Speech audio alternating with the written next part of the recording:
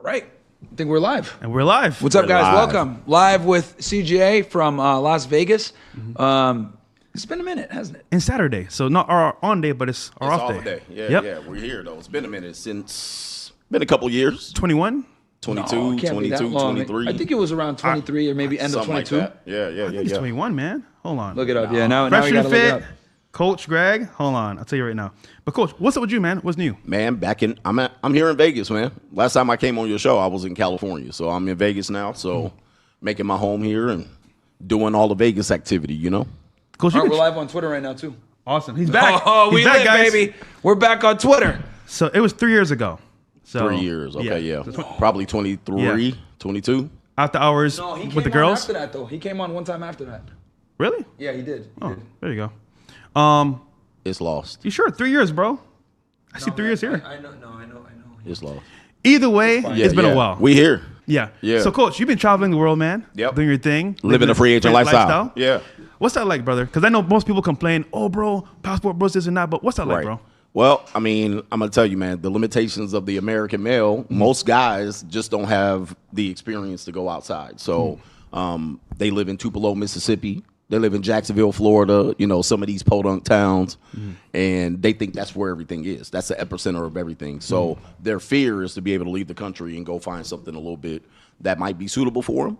Instead, they stay here, they complain, they don't make a better life for themselves. Yeah. So once you start traveling internationally, I wrote about this in the first book. I'm like, you got to travel internationally. It's going to open your mind and the possibilities. Yeah. Also, dating itself here in America is totally changed. I think from when I got here. Yeah. And obviously, when you've been here. Yeah. How would you say it's changed over the years? Well, I tell you, it's monetized.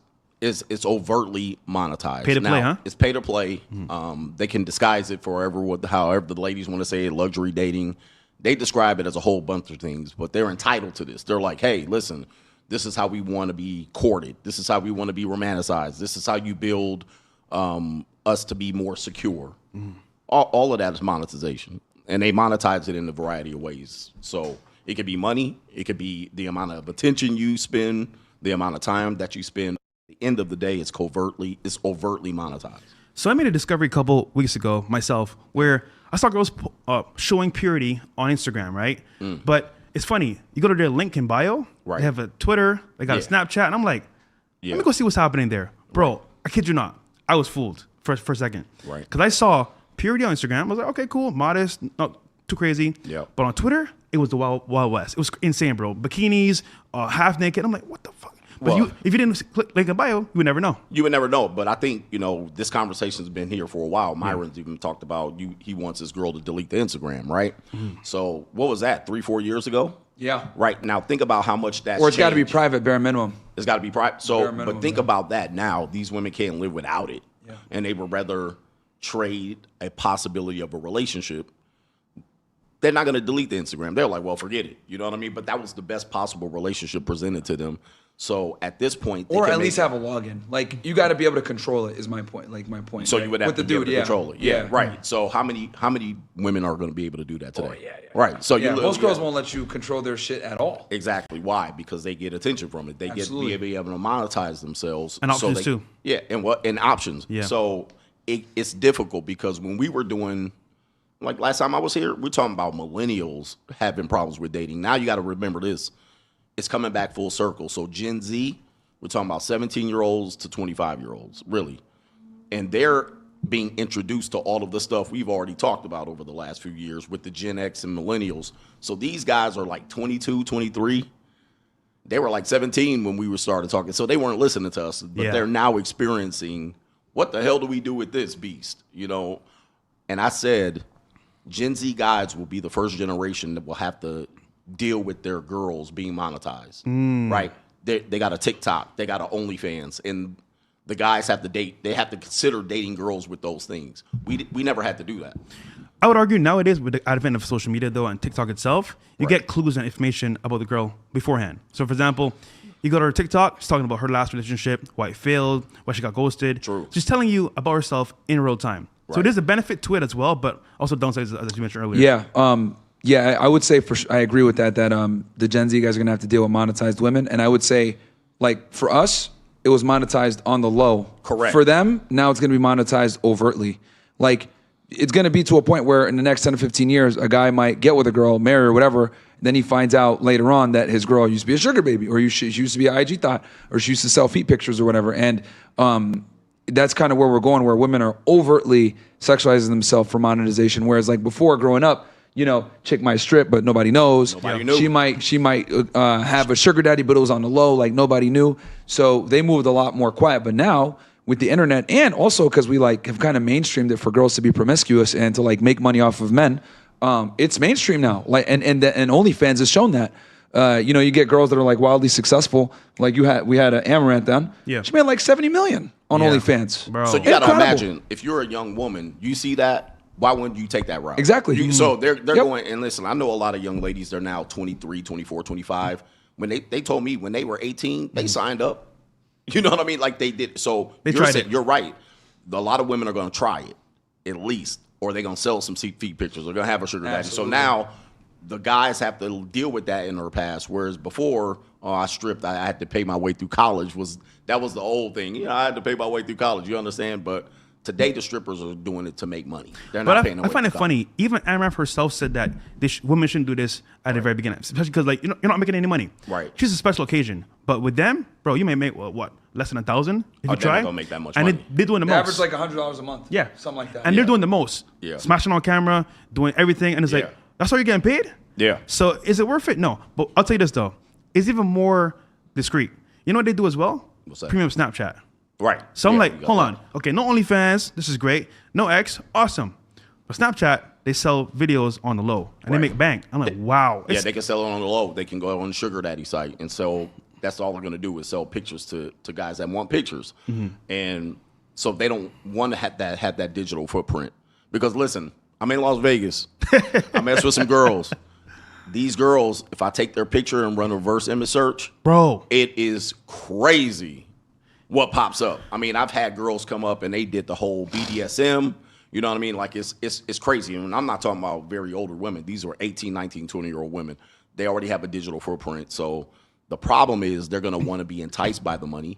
I mean, I would like, you know, if I play ball, I see somebody sign 70 million, I'm going to go up there and go shoot, you know what I mean? But they're doing the same thing of that. The problem is they're going to burn out 20, 21, 22, right? So the majority of them going to burn out. They're going to flame out, make $1,000 and get their pussy pop all over the damn country getting flown in. Now what's going to happen? Somebody's going to marry them. But Yeah. that footprint's going to be there. That's dangerous. So, Coach, you're a bit older than us, a bit more experienced and refined. You're in your 40s, right? 49, man. 49. I'm about to be in my 50s, bro. Perfect. Yeah. So, Damn, that nigga old. Yeah, old. Old head ass. nigga. Damn. I've reached old head status. but here's the thing: Yeah. a lot of wisdom, and I want to ask you this. Yeah. Can you kind of go through the decades of how dating has shifted from, let's start maybe the 90s Yeah. into the 2000s, the 2010s, To now. and to now? And we could just go through a decade, because this is because Great I don't meet question. many guys that are red pill aware that reach your age. Yep. So I really want to know someone that has that red lens. You can kind of tell me the cultural and dating differences each decade. Let me tell you something why that's important. Yeah. Because people hear, oh, in the 90s it was better, in the 2000s, right? You hear about that and people romanticize that. But we all had our issues as well. Of course. Now, down the line, you got to take Gen Z or a young millennial. They don't know shit. They this is their reality. That's all they know. And they know hyper-feminist women, masculine women. They know women kind of playing both sides. They want a guy to take care of them, but then they want to be independent. We didn't have this thing. So I was born in the mid-'70s. You got the '80s. They had a song called "Ain't Nothing Going On But the Rent." No romance without finance. That was in the '80s. Okay? Really? Yeah, that was in the '80s. So you're a kid hearing this. So yeah, you were a kid hearing this, and it was like, okay, woman's gonna take half your money in divorce, right? That was on Eddie Murphy, Raw or Delirious. So no romance without finance, ain't nothing going on but the rent. So there was a little bit of this conversation going on, and the ladies would be like, yeah. But the problem is, women didn't make as much money as men.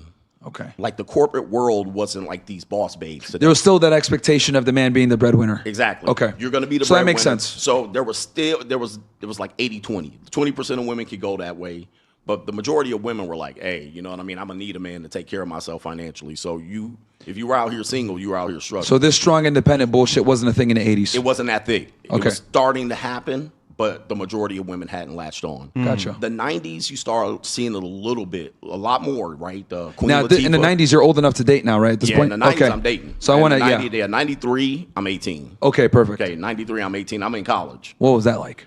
So it still was women were in love. There was a time where the woman was sprung on you. You know what I mean? Like you were with her. She was your girl. You still had BS. You know, you still had cock blocking ass, dirty macking ass. You know, you still had the BS. Yeah. But it was still women were looking to get married. They wanted to have a family. R&B times.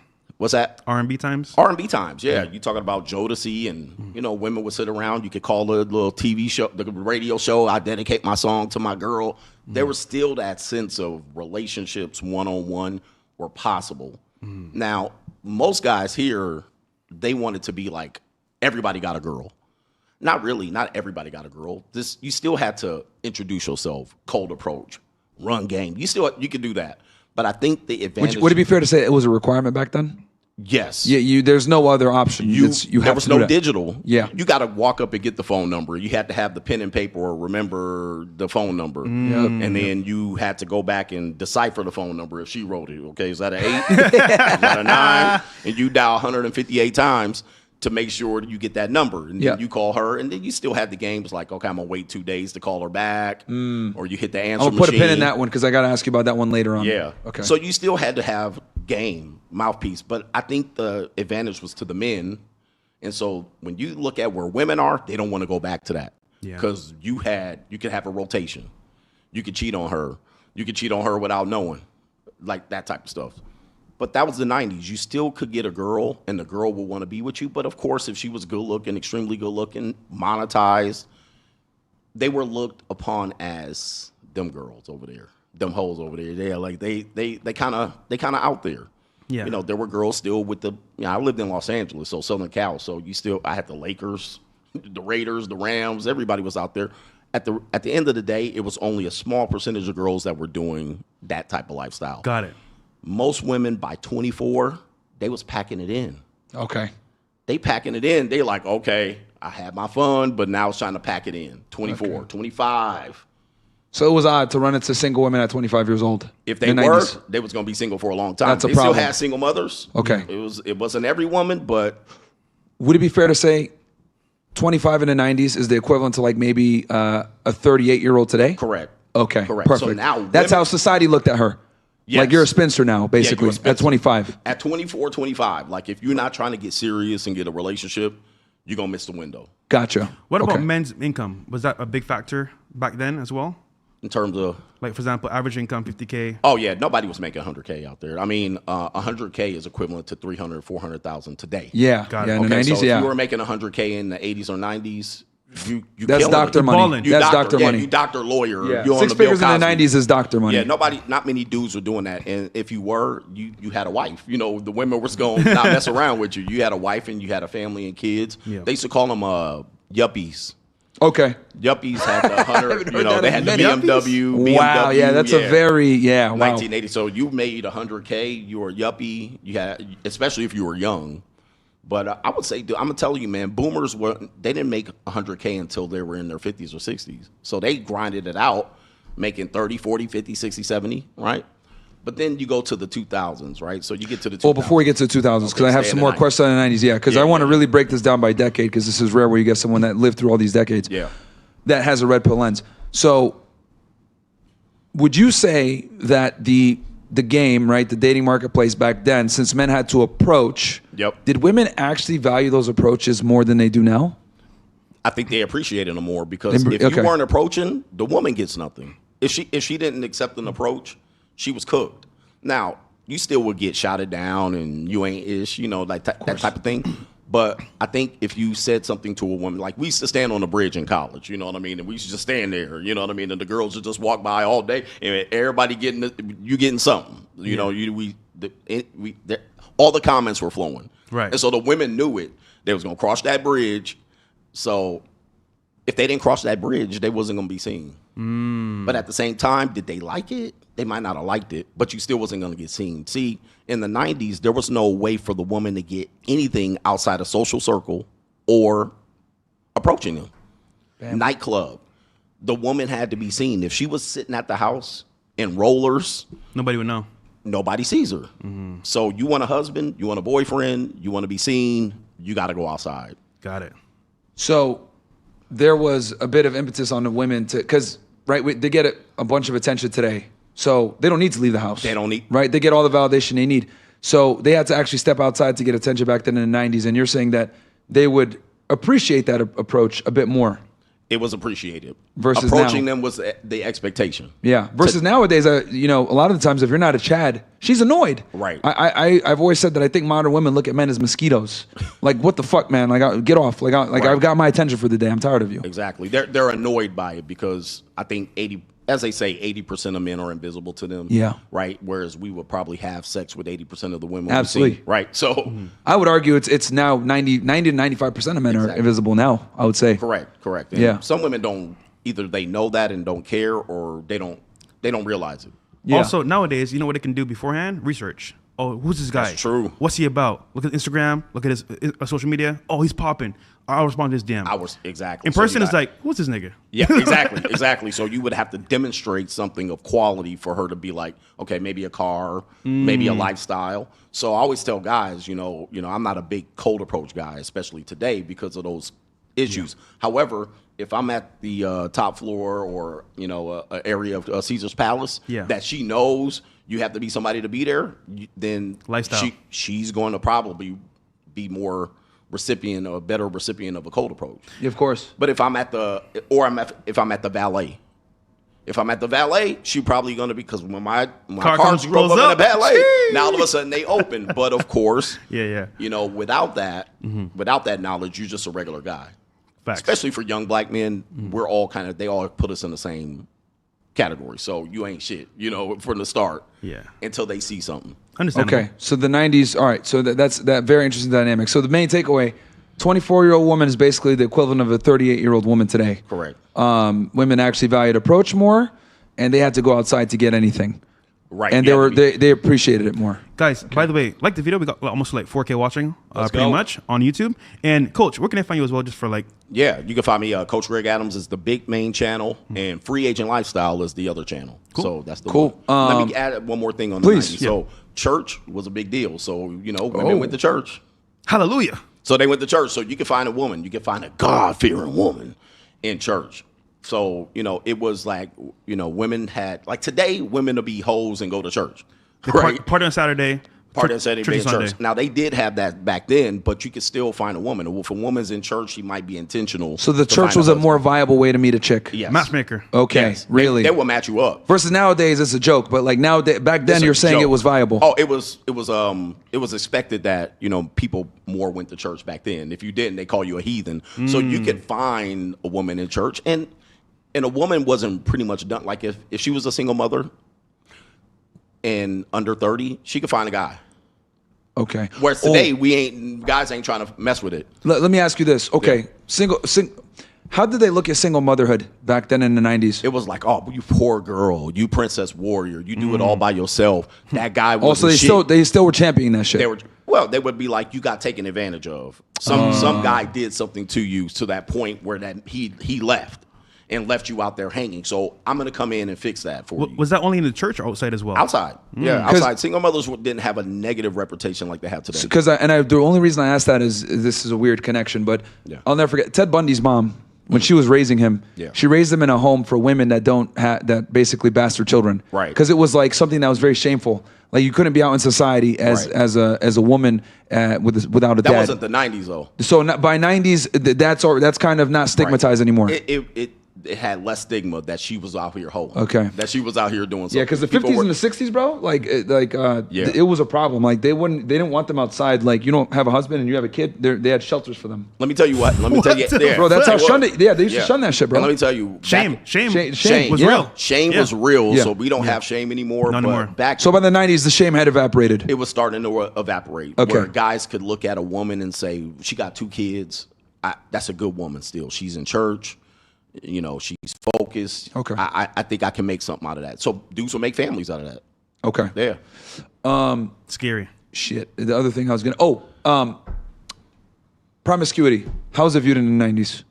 Listen, this is what people have to understand. Promiscuities have always been viewed bad, poorly. Just like today, we are like these 304s. But promiscuity, the reason why it hurt women back in the 90s was because women didn't have a reach like they have today. So a woman had a 10, 12-mile radius. You know, people, like the cars that we have today, we could just be like, we're going to drive 400 miles. Like, we didn't do that in the 90s, you know what I mean? That was like a trek.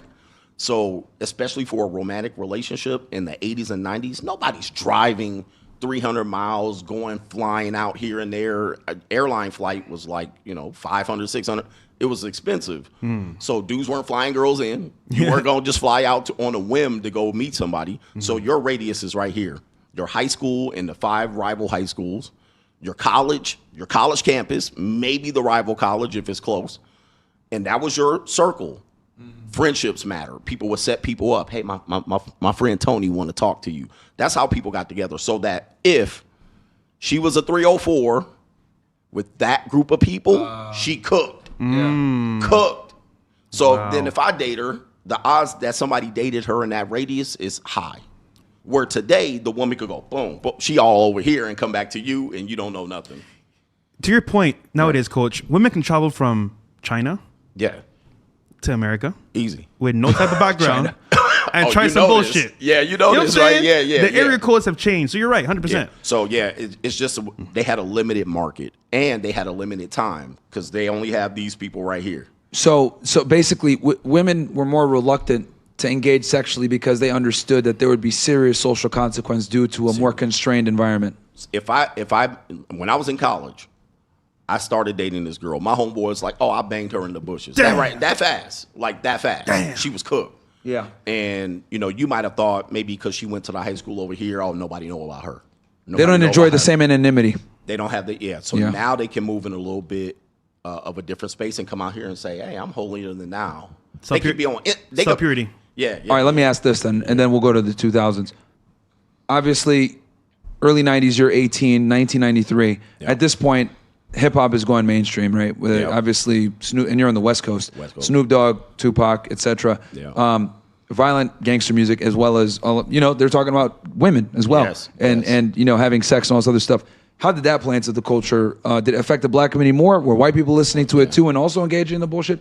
How'd that affect? Because they didn't look at hip hop as music back then. Hip hop didn't become what we know of it today till about 92, right? Now, it was a thing in the late 70s and 80s. It was a thing, but it wasn't respected. It was kind of like, that's going to be phased out. Nobody going to listen to that in the future.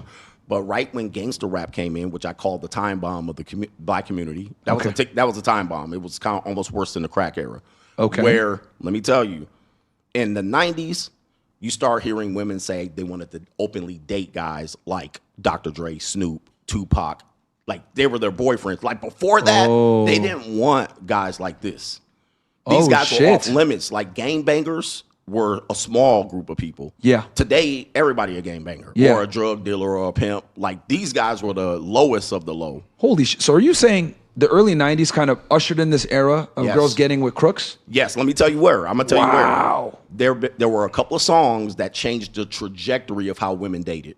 Now, women have always liked bad boys. Always. Yeah, of course. Always liked bad boys. But they had a reputation to protect, so they couldn't just be out here with bad boys like that. Not openly. They couldn't just be out here with a rapper. That was immediately a stain on her. So what will happen is they had songs. They had a song by MC Lyte, Roughneck. All right, for the young people, go look it up. Once Roughneck hit, game changer. And the song was, I got to have a roughneck. He got to be rough. He got to be, Timberland boots, baggy jeans. Before that, women weren't openly dating roughnecks, but that image started to become popular. Wu-Tang Clan, dude with the one pants leg up. I'm trying to bring some shit back. So those guys became the ideal guy because rap became mainstream. And white people were part of it too. Without white people, there's no rap.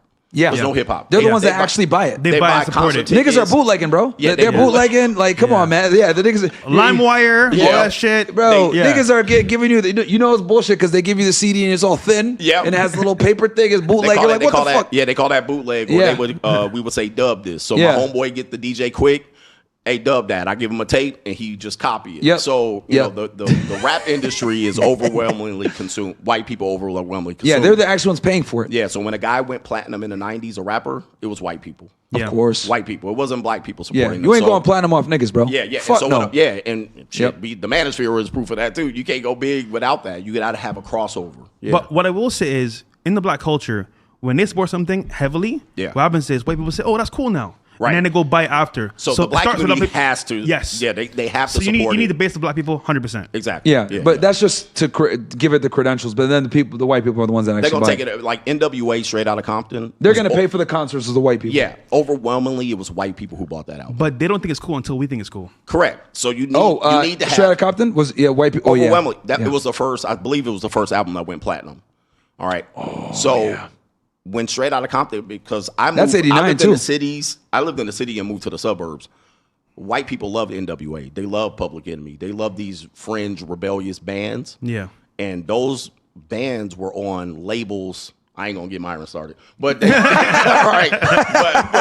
But those You guys know the bands- sound effect. Yeah, right. But those bands were promoted. They weren't underground type bands, so they got pushed forward. Run DMC. These were all white people supported groups. Beastie Boys. So that's the only way you would go platinum. But back then, so Roughneck came out. Then after that, there was another song that I tell my audience that came out in the 90s that changed the way women can openly date the bad boy. But what happened to the men? The men started to adopt this bad boy characteristic.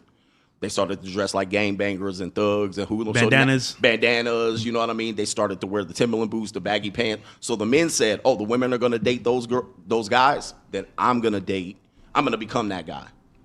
And a lot of dudes probably in jail right now, over thugging, To get some to pussy. try to get some girls. Yeah. Right. So that's when dating started to change in terms of women openly dating guys like that. bad So boys. that's mid 90s going into the late 90s. Okay. And Shit. Okay. 2000s? I'm trying to think if there's anything else I need for the 90s.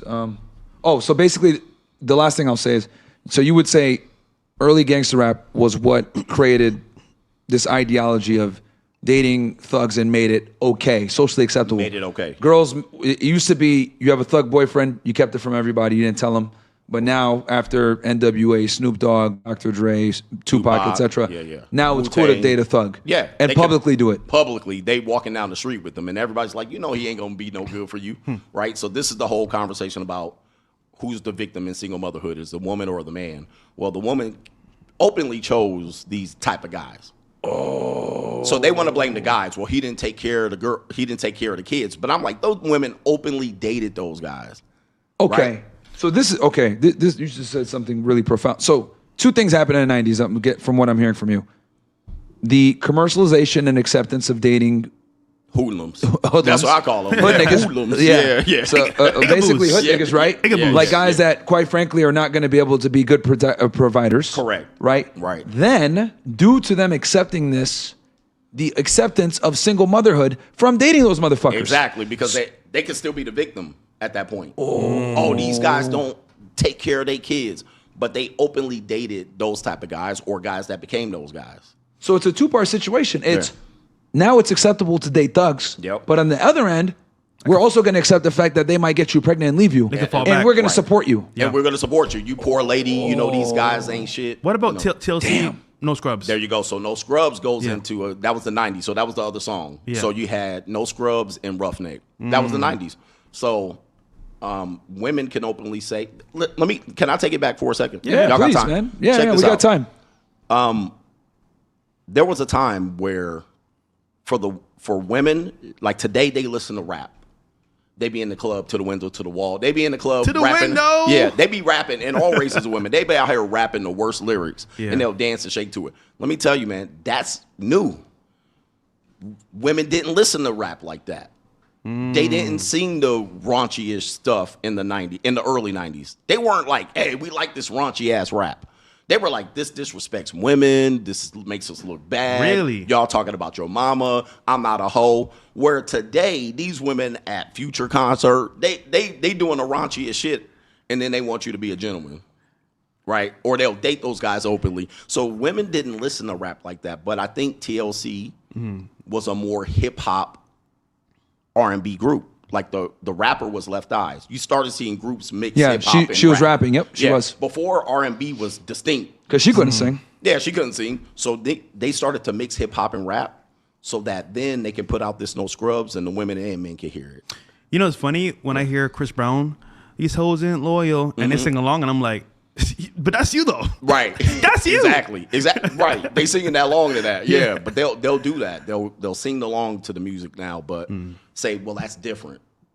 Right. They'll twerk to it. They'll dance all that. But that all transpired in the 90s. Once you start the 90s, you started to see more. Listen, women Coach. adopt that. I know you're Coach Greg. Yeah. Today you're Chef Greg. Cooking Chef. right now. Cooking. Cooking, bro. Cooking these niches. So, all right, we just covered the 90s. Okay, so now we're going into the 2000s. 2000. So R&B started to kind of make a comeback. I credit Diddy for this. Okay. Unfortunately, so he started to bring rap and R&B merger. R&B was dying. All these Luther Vandross and all these Patti LaBelle's. Yeah. They phased out. But then you started seeing 112, Jagged Edge. You started seeing more of these groups come back with Usher. hip hop flavor. Usher. So they started to come back with a hip hop flavor. R&B came back. Diddy was behind a lot of these bands, so was Jermaine Dupri and ish like that. So now what happened is there was still the emphasis on getting married. Like I got married in the 2000s, right? There's still an emphasis on getting married. So what you would see is people more or less still go out there and want to do the club thing, but still women wanted to get married overwhelmingly, but you're kind of seeing more strong and independent stuff come in. Because Destiny's Child, if I'm not mistaken, that's 2000s. Yep. Independent women. Yep. Independent Woman came out Pay My 2000s, Bills. yep. All right, so Pay My Bills. You're still seeing this kind of a monetized thing and the women's strength. This is when you see women empowerment. We're women. Survivor was the big one. Survival. Yeah. So So you're seeing, Yeah. So you're seeing that, but you're still seeing women play both sides. I want to get married. But they're putting more restrictions on or requirements on the guy. All right, what y'all got going on? No. We're because we're monitoring the different chats. Oh, different chats. Okay, Yeah, different things. Okay. Sorry. So yeah. So you're seeing women play both sides a little bit more than it was in the 90s and the 80s. They're doing I'm gonna be a boss babe. I'm gonna go out there and have a career. I'm gonna get my career started. I'm gonna go to school, be educated. And you guys got to accept this new form of woman. Okay. So would it be fair to say that like we're starting to see the rise of the independent woman in the 2000s now? This is when it's getting hardcore. Yeah. Okay. Now they're like in the 80s, 20% of the women were doing it. Yeah. What in the 90s? What would you 90s, say? I would say 30, 40, 30. Increases slightly. Yeah. And then now in the 2000s, now they're starting to stand on 50, it. Like 60, 70, yeah. Now it's like I'm gonna all right. Yeah. Are we bringing in also dating apps as well, or like Christian Dating Mingle? apps is That didn't come still too 2010s, early. right? It's still too early. Like there was Match.com. Let me tell Match.com. you, Yeah, and we're going from Match.com is coming in. 2000 with this one 2000 to 2010. 2010, yeah. Yeah. So Match.com was a thing back then, but you were considered a loser. Loser. Like absolute Facts. loser if you were on Match.com. Yeah. Like I'm gonna use this dating app because you had the they had some movies like You Got Mail started to come out in the 90s and this internet started to come in. You can meet people on the internet. I'm telling People you, didn't trust it yet. Unsafe. Yeah. You're gonna meet some guy you don't know. This is unsafe, uncharted territory. People use dating match services in the 80s and 90s, but dating services like Match was like off limits. You're a straight loser. Yeah. Got it. Yeah, I mean, I remember when there used to be like intense shame if you even mentioned that you met someone online. Oh, yeah. There was like in the 90s it wasn't a thing, but the 2000s because the internet was still new, people didn't trust it like that. Yep. Like, yeah, dude, I'll never forget. I went on like my first like family trip as a kid, and like my little sister, she had like booked a bunch of shit on the internet. I'm like, this ain't gonna work. Yeah. Like these tickets aren't gonna work. Yep. You're not gonna be able to get a hotel, and it all worked. I was like, what the hell? We could do this on the internet now. Like that's when it like hit me. This is like early 2000s. People really only use the internet at that point for work. You know what I mean? Like there was not much of this. I'm gonna have a life on here, right? I'm gonna have romance and buy groceries and like all the stuff we do easily. This Yeah, what were they? I'm nothing. trying to think. What the hell were niggas doing on the internet? Not even read the news. Making like I mean, what about computer love? computer. That was in the 80s. Oh, that's old. That was in the, yeah, but what would people do on the internet? I mean, you would do your work. You would go on there and porn. I mean, yeah. I mean, if it without porn, there's no Yeah. internet. So, Yeah. but I'm gonna tell you what used to do. You young guys, man, it was tough. We had dial up, so it would be one picture, and that thing would load like, and you looking at it. Oh, there's her hair. And then you down there's her neck. You know what I mean? Like, there's her nipples. You know, like you just watching it and shit. You know what I mean? And then you probably try to print it out or something like that. You couldn't save it. Nobody was saving. Oh yeah, and they had like the porn shops where you can like go there and pick up a magazine or a Playboy and shit. Like niggas go in there in their trench coat and shit. They go in there with the hood in, like you go in there with your glasses and shit. You go in there. That's how I used to get dirty magazines. You know, you have to get the magazine. That's where the best stuff was. But going in the 2000s, one of the most searchable people on the internet were porn stars. Gotcha. Right. Wow. So Okay. that changed a lot. So when it comes to dating now, so we saw the cultural shift in the 90s where single mothers are starting to be accepted, thugs are starting to be accepted. Yeah. And then you mentioned that R&B starts making its way back. How did that influence dating and how men needed to move with women? And then what was the I guess the approach like? Were guys still cold approaching at this point? Or? Yeah, you still cold approach. The club was still viable. Like nightclubs is like, what we gonna do tonight? You got to go to the club. Yeah. So even women went to the clubs. They went to the club. Men went to the clubs. There's no cell phone, so everybody's either standing around or they dancing. Gotcha. Right? Or you buying a drink. The women's expectation, you buy me a drink, you get a conversation. But they're still kind of finessing it a little bit. I do also want to say this. Growing up in the 2000s, I remember in the early 2000s, almost every fucking music video was the club. They were in the club. Yep. Girls there, etc. Right? Versus like music videos nowadays, number one, they're not as creative and they don't spend as much money on the music videos, right? Because back then, major record labels ran everything. There was no independent artists. Right. So they'd have these big budgets. But every single time, now that I think about it, like if you look at like music videos from the early 2000s, they were almost always in the club, in a nightclub or some type of social situation party.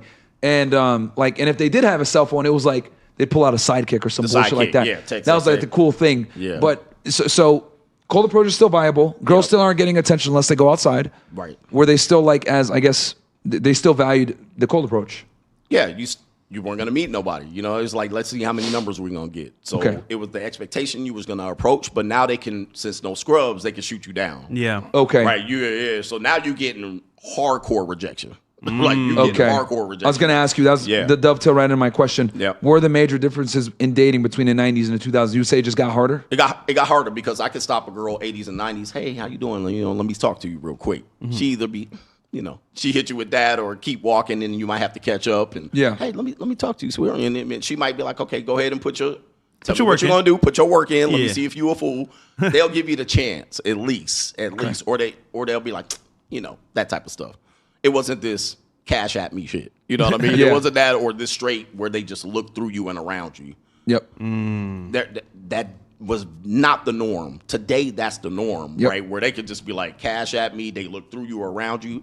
And to be fair, women got more going on today. Yeah. Way more. For sure. They got jobs. They got make more money than a lot of these guys in many cases. They got virtual options. They got options. They got social media. Yeah. So they're monetized. That's where I say they're monetized. Leverage out the woozah, man. They got leverage. So, okay. So, and it's interesting too because in the 90s, you're in your late teens, early 20s. Yep. So now you're an adult now. You're going into your 20s and 30s in the 2000s. Yep. So you're saying it actually was harder for you in the 2000s than it was in the 90s? Easily.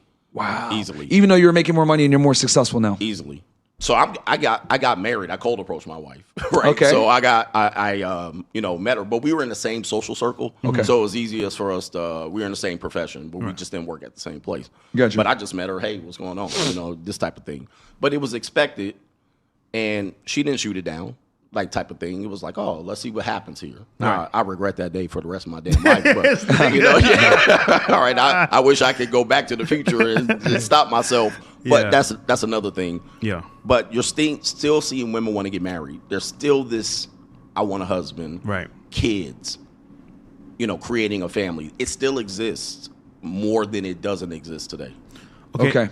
So 2000s got a bit harder. Women are more open with rejecting you. Would you say the women becoming more independent through Destiny's Child and this culture of I'm going to get work made it where women's standards went up and they just were not willing to tolerate certain things, and that's what made it harder? I suppose, but still there was still shame, though. There was still this sense of the woman couldn't just be out here. Now, they were there, but you had video vixens, models. These women were, okay, these girls are over here. Yeah. I'm going to go give me Streets. a good girl. Yep. I'm going to go give me a good girl. So you can still go find a good girl where that good girl doesn't have a digital footprint on OnlyFans or Instagram. Okay. Before we get into the 2010s, because I predict that there's going to be a lot of shift here into the 2010s. What is the magic age now at this point? So in the 90s, you said that age was 24. You don't got a man at 24, you're basically cooked. Like you're getting made fun of. What's wrong with you? Right. Now we're in the 2000s. What is that age now? Say 28, 29. Okay. Where the woman would go to Thanksgiving for the 8th time with no boyfriend, no man. Oh, you ain't got no boyfriend, you ain't got no man. What you? So their relatives will tell them, even though female relatives, what's going on? Okay. You know why you don't got a boyfriend? So the shaming began at around 28, 29 now. 29, yeah. In the 80s, what was that number in your? I know you were a kid back then. In the 80s, shoot, man, look, man, I'm telling you, people would have kids and families at 21, 22. Okay. Still. So if a woman isn't married by 22? 25, you can still say 24, 25. 24, 25 still? Okay. But she could do some damage. Like, I mean, my mother had me at 20. Okay. You know what I mean? So, like, you can still have young moms where women weren't pushing that career thing in the 80s all the way to 32 and 38. Gotcha. This is definitely a 20s thing. Okay. Still a 20s thing. Yeah. All right. So it was unheard of, like now where it's like you don't got a kid and you're 30. Like, what the fuck is something's wrong with you? Dude, I'm telling you, man, like, I don't think people realize how big of a deal that is. Like, That's why I'm harping on it. Yeah. Now, I want the audience, because some of the guys that are watching are older, so they know this. Yeah. But I want the younger guys to know, like, bro, like these older women that are single still, they're failures. Yeah. They're failures. They got women 32 and 44 still talking about marriage and children. Like, bro, like in the 80s and 90s, this was non-existent.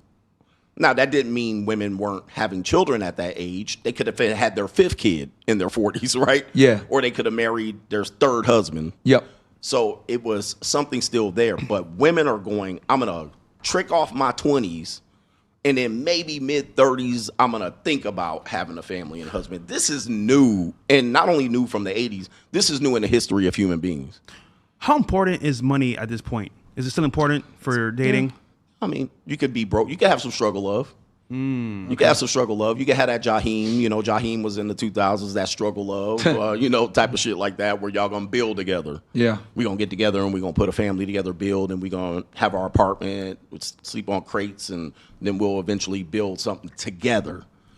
That was more likely the idea both for the men and the women. Okay.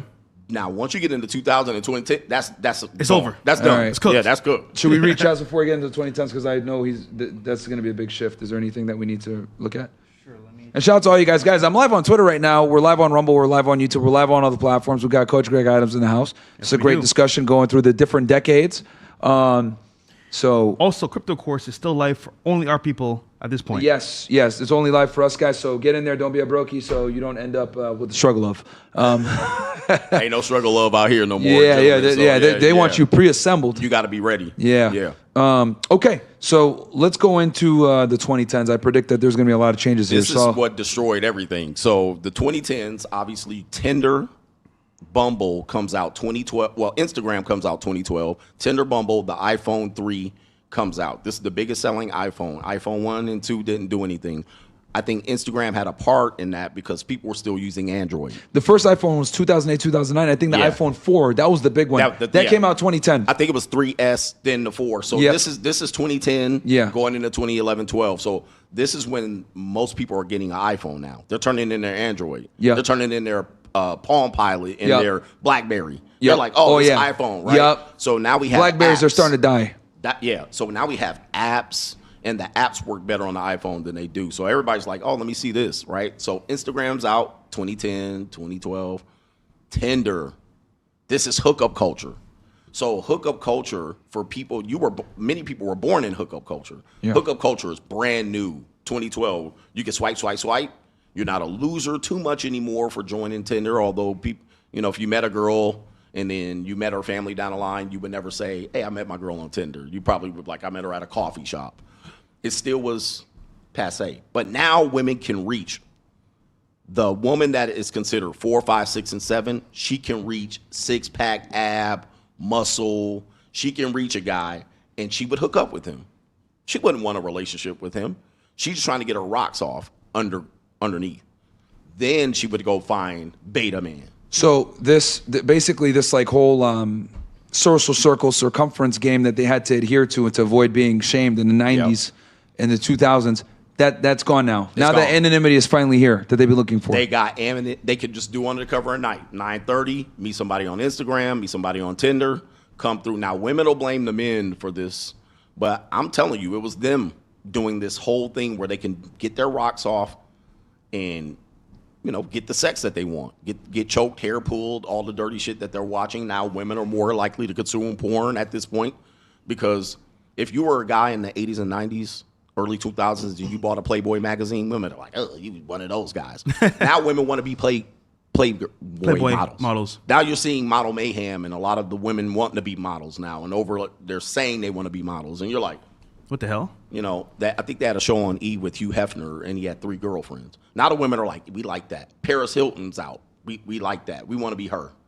So now they're wanting to be exploring their sexuality a little bit more, being sexually free. When did Kim have the sex tape again with Ray? Kim, that was probably late 2009, 2007. Yeah, something like 2007 around there. But Paris Hilton was before that. Yeah. So would it be fair to say that like this hookup culture like began basically in 2010, where women were now indiscriminately, well, they're discriminate, but to a degree, right? Where it's like mass, where they're starting to hook up with guys. They're exploring their sexual freedom. Because I remember it would be on reality TV a little bit. Like I remember like Jersey Shore and The Real World and all this stuff. Like you would see hookup culture there. Yeah. But maybe that was something reserved for television entertainment. Now you're saying now we're saying like normies are doing it now. The normal woman is now going, I want to get my hair pulled. I want to get choked. Like where before it was like a type of woman. So the woman could say, there's good girls out here. But now the normal woman's going, I'm going to match with this guy. He's just going to come through, beat the brakes off of me, and then go. But sex was more free. I think it was like 60s free love. Hookup culture was free love, right? It allowed an opportunity for regular women to find the guy they want to bang, the dangerous guy, the bad guy, but not put relationship restrictions on him. Okay. At the same time, she's dating me, you, and telling us we need to date them, wait 90 days, want to get married. So she's playing both sides. So women are also starting to date multiple men now. They're having rosters. They got rotations and now rosters. They're getting rosters. Yeah. Versus they couldn't do that before. They would lose because the social circle would find out. Everybody would find out, because I could be like, go to church. Hey, what about Tiffany? Oh man, don't mess with Tiffany. Right now, Tiffany could be out there over here, and then also dating over here. So what would you say? You mentioned a bunch of different dating apps, social media, whatever. But what do you think was the biggest contributor to the hookup culture that began in the 2010s? Tinder and Instagram. But Instagram wasn't what it was today. Yeah. Instagram was a photo filter app. What about Facebook? Because Facebook is still popular at this point. But would people use it for? Facebook is a facade. People want to put their best. So people wasn't out there hoeing on Facebook. Gotcha. Right? Yeah. Now you might cheat on your wife on Facebook. It's more family. It's more family oriented. I'm a good person. Here I am. What about MySpace? Because MySpace was a thing too. MySpace and Black Planet was a thing. Yeah, that was a thing. Black Planet? It was called Black Planet. Yeah, back in the day. That was now Black Planet. See, can I go even further? Yeah. Okay, I don't even know what the hell is Black Planet. Whatever the Black community does, the greater society will do 5, 10, 15 years down the line. Yeah. So the debauchery started with Black people on Black Planet. That came out of Freaknik. So Black Planet was a place where the thoughts was on. And MySpace was kind of right around the same time. So, but you still weren't really meeting a girl on MySpace and banging her. Got it. It was just some girl out there going, just chatting. Yeah, you just chatting with her, and you really wasn't like, okay, fly out, drive out, I'm gonna go see you. She was just a woman out there. Whereas in 2010, 12, 13, Instagram started to become before. And a lot of you guys don't remember this. There weren't celebrities on Instagram.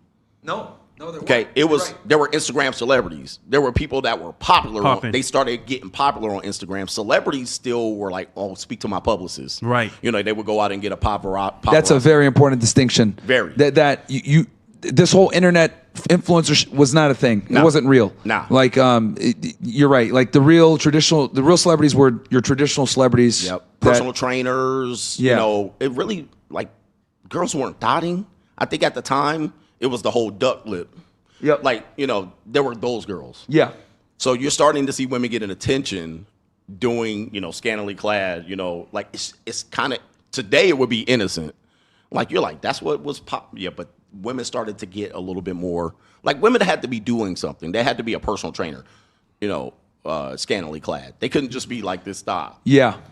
But that changed, 2017, 18. You know what we'll do? We could do that because the 2010s are so goddamn revolutionary for dating. We can go from 2010 to 2015 then to up to 2020. Real quick, Oh God. Lomas D12 says 2012 was the beginning of the end for dating.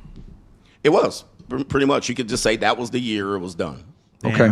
So hookup culture was the defining situation. Yeah. All right. So now we're in 2015. Trump is about to run for president. So what are some of the differences now at this point in 2015? I think by that time, celebrities are on Instagram. So now this is the blue check mark. So now if you don't, you know what I mean? So now if you don't have a blue check mark, you shit out of luck. And how do you get the blue check mark? You know, how do you get a major following? Instagram, like it's hard to build your Instagram following if you're not a celebrity. Yeah. So now this is the rise of internet celebs now. Internet celebs. So I remember when I came to the space, people said Instagram's not a dating app. You're crazy. You're trying to sell a course. I'm like, no, this is the new matter for dating. And it's funny because the blue check mark meant something back in the day. It meant something. It meant you're an actual celebrity, verifiable. The legacy and check. This is actually you. Yep. Nowadays, what is it? It's a statement to say I can buy it. That's pretty much it. And guess who was mad at that? Celebrities. They were mad because now we can put ourselves on par and their check doesn't mean anything anymore because I can pay. I'll be honest, bro. Me and him both had legacy verifications. We were pissed. Yeah. Right. We're like, what the fuck, bro? Go. Yeah, because like, now I can get in. Yeah. And be like, because I think I was content. How do I get a blue check mark? Yeah. Because they were hard to get, dude. Yeah, no. Like, Dude, it's very hard to get. Back in the day, you needed a publicist or you needed a bunch of articles with a bunch of press to get that actual check. For real. Nowadays, you just pay, what, $12? $12 a month, you get a check. Yeah, exactly. Done. So, but I was pissed. Right.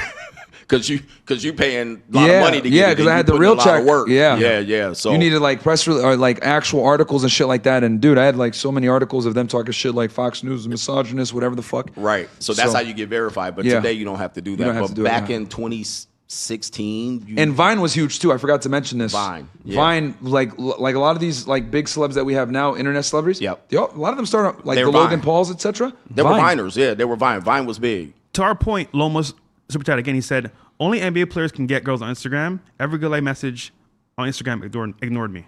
Well, who is Lomas? I don't know who he is. You ugly nigga, man. You're right. Exactly. Let me tell you something. I don't know what to tell you. You're ugly nigga, bro. What Fresh was talking about. Fresh said Instagram. Instagram is the #1 dating app in the world. 100%. It's the #1 dating app in the world. It trumps any of them by far. Now the problem is we're talking about monetize now. You're gonna have to have some lifestyle money to be able to very much do well on Instagram or be fit. And for us as men, it's competition. No matter where you look, who is the best man that I can find in my area to date? But Instagram is worldwide now. So you can compete against Odell Beckham, a Drake, a Future. It's like, bro, these niggas got the majority of women feeding after them. And you're a regular guy with a regular job posting selfies in the mirror like, huh. So would you say, what you gonna do? Go ahead. But you know what's crazy though? Yeah. Where guys don't understand, Drake will fuck a 5 in your area. Bro, right. Thank you. Right. Yeah, so, bro. But you're looking at her saying, she ain't we got all a 5 right now that we're going to put on camera soon. You're like, Yeah, we got a video react to after this, guys. Coach, yo, coach, that's genius. Yeah. You know what's crazy? Niggas be like, oh, bro, I only fuck baddies, I only fuck 10s. I'm like, really? Let me see your 10. Oh, nah, bro, nah. Right. But then when they go actually see them in person, bro, they're fucking 4s or 3s. That's the other thing. But then they see you, oh, I'm gonna hit on this nigga. Oh, she's a 5 or 6. Right. To bring you down. Yeah, right. But no, Right, nigga. exactly, Come on, man. Exactly. They be capping, bro. Exactly. It's funny, though.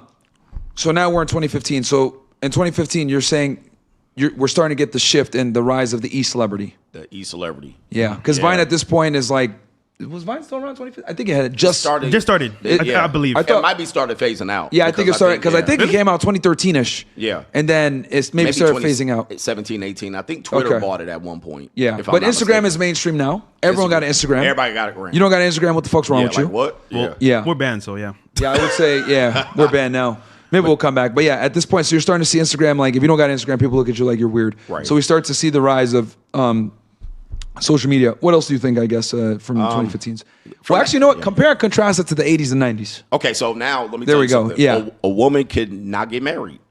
Like that couldn't be her goal. She can push off. She can say, hey, I got my 20s. I'm gonna live out my 20s. I'm gonna have fun. You're starting to see this fly out element where people are going to Dubai. Oh, where are they going for? Now we know they're getting doo-dooed on, right, by a sheik. But for the most part, women are looking at it like, I have extended life. The options just aren't in front of me anymore. And for men, you're seeing that men are going, okay, I don't have a blue check mark. I don't have a physique, 6-pack abs. I don't have, a nice car. And we're seeing women give these guys attention. And we're seeing men going, I can't compete with that. So this is the whole 80-20 rule being lived out in front of everybody. But hookup culture is going to start to phase out at this point. So I would say hookup culture really only lasted really till about 2020, COVID. So 2012 to 2020 was hookup culture where you could be like, I'm getting sex for free. Okay. Right. All right. Now let's get into 2020 now. 2020. Because this is also a big shift from the pandemic. Yep. So you got the pandemic, you got COVID, everybody's at home. Yeah. They're on their phones, they're on YouTube, they're on social media. Dating app had a huge jump and social, yeah. Yeah, so everything's going crazy. You start people, well, COVID, you start seeing women more latch on to try to get a relationship, right? Yeah. Because they're at home more, they want somebody. I call them a quarantine boo, yeah. Right? They can quarantine with some dudes. But at the same time, you're also seeing women still out there, using their 20s to fuck around. Yep. And hustling and monetizing. So now we got, because a lot of them lost work. Yes, they like lost a lot work. of these women that were like bartenders or like strippers or any of this stuff where they like monetized their beauty. Yep. And they had to go somewhere to do it. Now they don't have a job. Now they have a job. So now OnlyFans started 2016, but it still was like, I'll say sugar dating became huge too at this point. So at this point, now they're overtly sugar daddying. It was like a joke before. Yeah. I'm gonna get me a rich guy. Yeah. Now you're seeing them do it. So seeking arrangements is 2018, 2019. Mm-hmm. Women are losing their jobs, young women. They're not going to school because of COVID.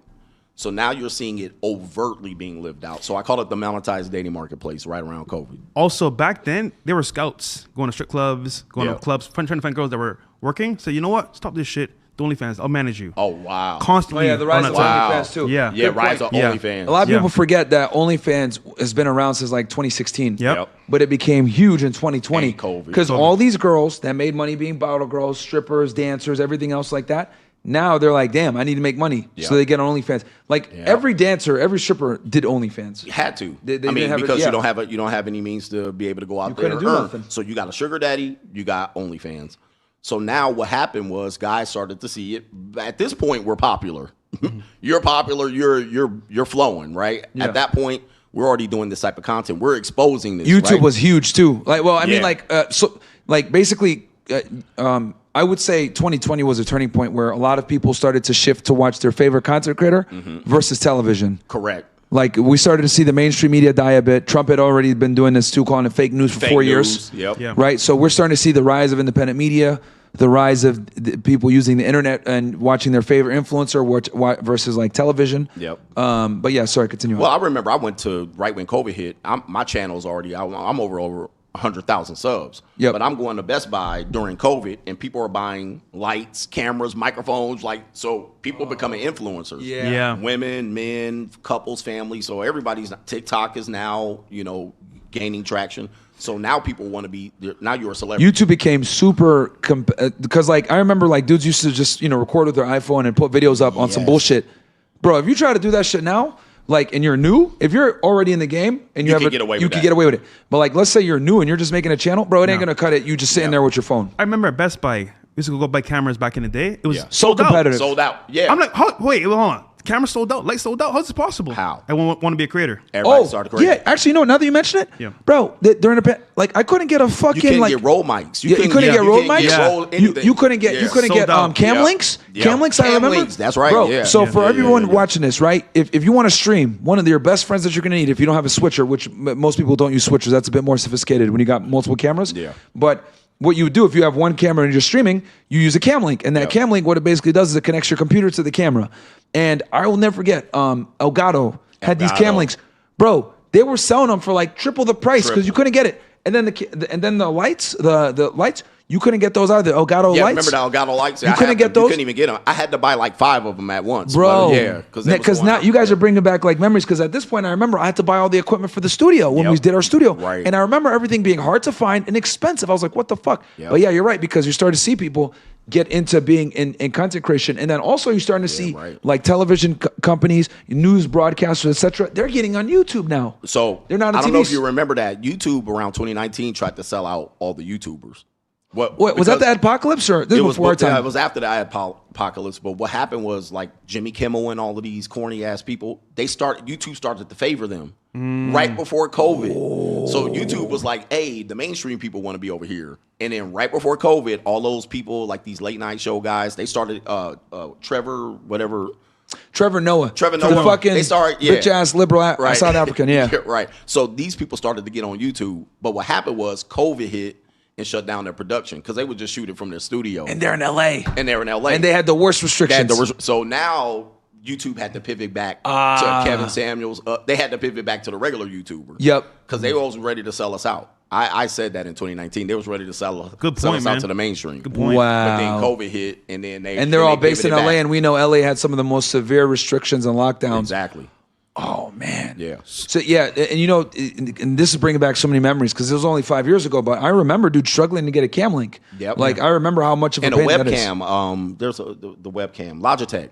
Like, dude, I remember seeing Logitech webcams for $900. Yeah, that's crazy. They're robbing everybody, bro. Couldn't get them. And the thing too also is that what ended up happening, I realized, is if you guys watch YouTube creators from like 2019 or before or prior, you're gonna see like people use their phones, they use more rudimentary equipment. Mm-hmm. But then once you get into the 2020s, dude, people are using damn near production like TV level stuff. Yeah.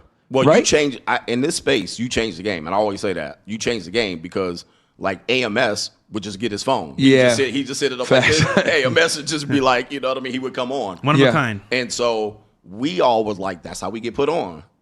Right? But then you came in with the lights in the studio, and it completely changed the game. Because I looked at how everyone was using like rudimentary equipment. So I was like, okay, if we're gonna come into the Red Pill, we got to come in, not just come in, but we got to come in like on some super high quality shit, high production shit to stand out. And that's kind of what was like my thought when I was buying the equipment. And then also having it more as a talk show, I thought was a better idea because what I noticed, because the other thing too, and I'll talk about this because I know you had talked about it to some other people, like everyone was scared of censorship for YouTube, right? And it's one thing when you're just sitting there just shitting on women all day, right? But if you are having a discussion or a debate or a conversation, it's going to be a little bit easier to kind of maybe bypass hate speech a bit, right?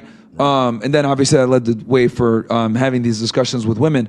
But yeah, I remember in the manosphere, man, like guys were getting censored and shit like that because, you know, they were just like shitting on chicks all day. Yeah, all day. I mean, and most of the guys were doing car videos. You know what I mean? They in the basement, you know, there's some dark, dingy. So they're just like these guys that aren't respectable. So once the studio element came in, it was like, okay, we got to treat these guys with respect. They're official. They got podcast, studio, equipment. It just changed. So now that the guys today, they're like, oh, I got something to say. And then they pull their phone out. They're not going to gain traction. And I think the other thing with us that I don't want to pat myself too much on the back, but we were able to like bring Red Pill creators like you, like Rolo, and like people are seeing you guys in another environment. Yes, right. Like in a professional environment. In a professional environment in a studio. Like, so I think people really enjoyed like seeing that. Like, oh shit, like I'm watching Coach, but he's like not at his regular studio. Yeah. He's here hanging out with these dudes, and they're sitting together at a table, and they're talking. Yeah, this is awesome. That wasn't because we didn't have that in the Red Pill yet. That wasn't done. Most people would do these little. I'm gonna pull you up on the stream, and then you got the stream. But now we're live. We're more colorful.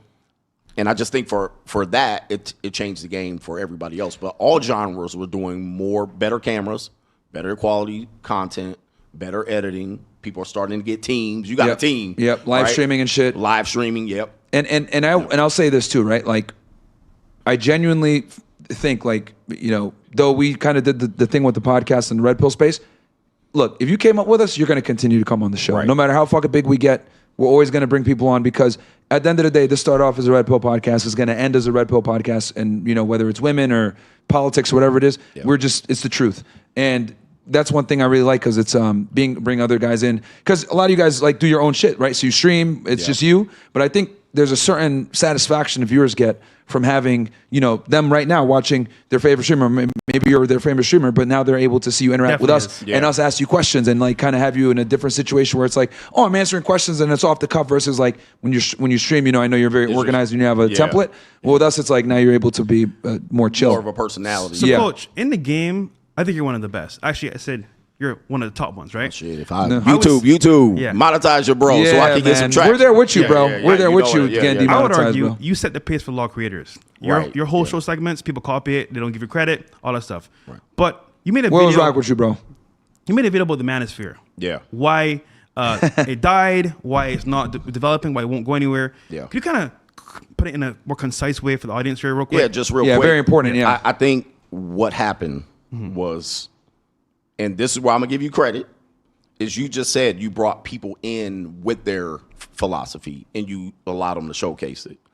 Where I think happened was around 2021, 2022, Kevin Samuels is big by now. You guys are 500,000 to 1 million, right? Now we're starting to see, oh, we can make money from this. So then we started to see in the carbon copy, right? Oh, all we got to do is get the studio equipment and then repeat this shit, right? And we going to pop off, right? So now nobody's getting credit. Where now Alan Roger Curry's not getting credit, CGA, they can just bury me. And then they just watch my show because I still am a big show for a demonetized channel. So what they do is they just say, we're going to watch CGA in the morning and we're going to do a video on one of his segments by the middle of the afternoon and the night. Right? Or we going to say what somebody similarly said without giving credit. You know what's funny? Alan Roger Currie, rest in peace to him. Yeah. He had emailed me saying, hey, man, like, you're talking about no free attention. You got to shut your boy out. I was like, oh, I didn't know that was like your thing. Yeah. How about you come on the show? Like, and he came on the show and we had him on and we talked about mode 1 and everything else like that. So instead of me saying, fuck you, bro, we're bigger than you, we're not going to listen. Exactly. I was like, no, you know what, bro? I have an enormous amount of respect for you because I knew who he was. Yeah. But I didn't know that was his quote. I genuinely knew that. So I was like, you know what, bro? Come on the show and you tell us about mode 1 and you tell us about no free attention. Right. And I'm honored that I was able to have him on before he passed away. Right. You had him on right there, but most people aren't doing that. And I said everybody's guilty of that in the space, more or less the same. Well, we've been contacting you for like a year. We always want to bring you on, man. Exactly. But, show love. But a lot of guys typically are just, and listen, great minds think alike. So we do have a lot of new voices that were motivated to do content because of me, because of you guys.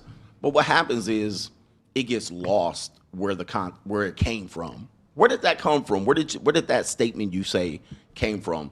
What that then happens is the person who said it gets buried, and then they become bigger, and they never had to acknowledge it. And I think that's bullshit because even I'll never forget when we hit like 1 million subs. I did like a little speech and I thanked everybody that helped us on the way up. And I said the big thing with us is we're gonna make sure that ladder's always still there. Right. We're not gonna climb up and then retract the ladder. We're gonna keep it there and bring everybody up with us. Right. Because here's the thing that I've noticed is we've gotten bigger. And I know that you mentioned this in your video and I want you to talk about it. As we got bigger, we pretty much put a target on the entire Red Pill community. And what ended up happening, and I realized this, is these loser, reaction, bottom feeder, piece of shit channels started coming in and saying, look at these misogynistic assholes, these toxic alpha males, whatever, because this was a relatively underground concept and movement. But then once we hit the mainstream and then we started to hit the YouTube algo, this was radical to a lot of people. Right, it was. Like it wasn't radical until you and Kevin. Yeah, hit. Like people were just like, we could dismiss these guys. Yeah, but y'all made it. And then Andrew Tate, etc. And then people started to say, oh, these are like some radical extremists, misogynist assholes. Right. And I look at it like the whole community started to get targeted because I remember they used to make hit pieces on us. They used to make hit pieces on Rolo, Andrew Tate. I'm sure they probably made some on you. A couple here and there. So it's like. I saw the rise as the red pill started to become more popular in the 2020s. I also saw a rise of reaction channels talking shit about it, and there was a bunch of influencers that basically their whole mantra was going after, because if they say alpha male gets owned, they would get a bunch of views, and there were a couple YouTubers that literally would just do that shit all day, bro, just attack red pill channels. And I look at it, the reaction genre became popular at that point. Yeah. So, now we can I don't have to make content. I could just watch somebody's content and react to it. Yep. And make content. I don't call them content creators, to be honest with you. I just call them some sort of reactionists. That's what they want to do. It's all good. But they pay their bills. This is what the viewer has to understand. They pay their bills going after the big names in this space. Pearl, Fresh and Fit. Kevin at that point's not around, but Andrew Tate. Yeah. So now, if they could just focus on these three individuals, they'll make money. They're going to make a lot of money. Yeah. So now you got 200, 300,000 views. For the people who don't know, that's 30 grand. That's 30 grand if you get a video to pop off. Up, man. So I'm looking at this reactor going, if I go on Fresh and Fit every week, I'm going to make that amount of money. We've had channels. Depends on the whole- CPM because I think It just depends. I'm just every saying. channel's but you can make quite a bit of money. $5,000. No. Yeah. We've had channels build yeah. the whole career off of talking shit about us. Right. And it's like, Oh yeah, there's channel. Yeah, literally that. Well, see, built there. I think there's reacting to something, and then I think there's targeting. Right. I don't think it's fair because I had several channels where every video is about me. So I'm like, okay, that's not reacting. That's like I don't focus on the same person when I'm reacting to something. Bro, there's people right now I could think of. I know one dude that made 100+ videos on us. Literally, I counted it up, and then another 2 idiots that made like 70. Right. So it's like, bro, it's like, as I saw like so what I've realized is like with the red pill, it's fairly polarizing and considered extreme. Right. Whenever you go really hard to one side, you always have these idiots that make videos and try They're to gonna go over here. They're gonna go more center and then try to criticize you on that. But the thing is, which I've always said about reaction YouTubers is, by definition of them being a reaction YouTuber, they have to be centered. They can't be left or right. So they don't really stand for nothing. So that they can continue to make the bullshit content they make, because then they make fun of the people on the left, then they make fun of people on the right and say, look at these extremists. and they're safe. And they're safe, and they'll get pushed through the algorithm. But I think also, like, if you're getting reacted to, that's favorable to you too. Yeah. Because then people are going to watch your show. You got hate watchers, which does help you with some content and help you get pushed through the algorithm. Whereas if no one's making hate content on you, nobody knows who you are. Like for me, I don't get that much hate content. Kevin Samuels, you guys, Andrew Tate got a lot. Pearl, so guess what? They're going to get more views. It's free marketing. So their channel's going to get more people watching them, or at least recognize. You know, it's funny. Like, as much as these dudes, Abba and Preach talk shit, they've actually brought us a lot of supporters. Correct. Because what they fail to realize is we provide something that they totally don't. Like, they just make reaction content. We teach dudes like how to make money and not be like them. Yeah. Well, I think at one point somebody even accused you guys of working together. Like they're like, really? he paid him. He paid Abner. I mean, I heard that earlier. Oh, really? Like, wow, I never heard that theory. They must have paid them to react to them because they're a big channel. Yeah. At that point, you guys were rising up. Remember the It's whole like we were like going a to catch circle up. jerk. So at one point that was a conspiracy theory. Like, I think Myron paid them to react. So, but no, at one point That's I figured crazy it out. Niggas, they made that many videos on us that people really think that we paid them, bro. I'm paying them niggas shit. Right. Bro, that's funny. You got hustle, man. Bro, they made 70 videos on us, bro. Like between 50 to 70. Yeah, I mean, hey, that's their most viewed shit. It's their most. So what are you going to do if you're a consecrator? You're going to keep doing that. So I think I've often said that people said they were responsible for destroying the manosphere. I'm like, they only went in on. I said they only went in on a couple people. Yeah. So I don't see them that big. They went in on Fresh, Pearly, and something like that. But I think also those niggas have no reach off YouTube, bro. That's the other thing too. People need to understand. Like anytime I mention them, like or anything like that, they're like, I don't know who these niggas are. Nobody knows who they are. Nobody knows who they are. Never, your bro. audience doesn't know. Well, no, my audience does sometimes. Your audience. But like people that like casually, they don't know who they are. They don't, and because they're only on YouTube. I just I don't think they disagree with the entire message, because I've seen them make videos, like I'll see them react to your video, and then the next video they're talking about dating and relationships and women. I'm like, wait a minute, that sounds exactly like what I would have said. Yeah. Bruh. So for the money, they'll switch up. Yeah, right. I need to go get the girls real quick, so I'll be right back for the girls. Yeah. But let's do this the 2020s, and then we can 2020s. So you can. No, he can go. Yeah, he can go. I'll run it. Also, we got video to play right after I come back. Oh yeah. And then we'll close it out. But the 2020s is where I call it the monetized dating marketplace. So right now, women can openly say, I want a man that makes 6 figures. I want a guy that's established. I want a guy that has his life together, essentially a complete version of a guy. Yep. And they can have access to that guy. That guy is on the Sugar Daddy website. That guy is on Instagram. That guy. So now you're seeing women participate in it. However, they'll say, I don't want that anymore. Because they'll realize they don't have an advantage over there. Because they go over there and they're like, well, he has a rotation. He's famous. I can't really lock him in. So then they'll pivot out of it and say, well, money doesn't matter anymore. Well, they've already done it. Yeah. Right? They've already done it. So I'm like, well, you can say that now because you went over there. Mm-hmm. So today in 2020, it's hard to distinguish the good girls and the bad girls. Where in the 80s, you knew. It was plain as day. Plain as day. They dress a certain way. Whereas I think now women dress like strippers, and they don't realize it because that's fashion. Yeah.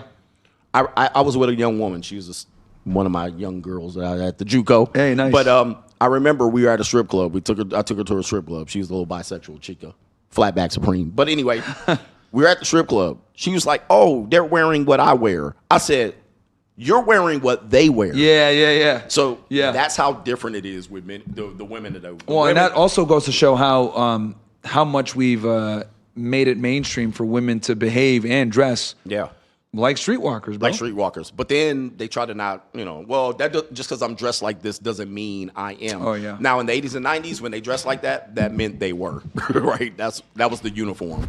Yeah, the hooker uniform. The hooker uniform. Like, Yep. okay, you're dressed like that, that means you're a hooker. Where today, a woman can dress like a hooker and say, I just want to express myself. I want to be free. I'm not wearing it for male attention. Yep. And this is how I dress.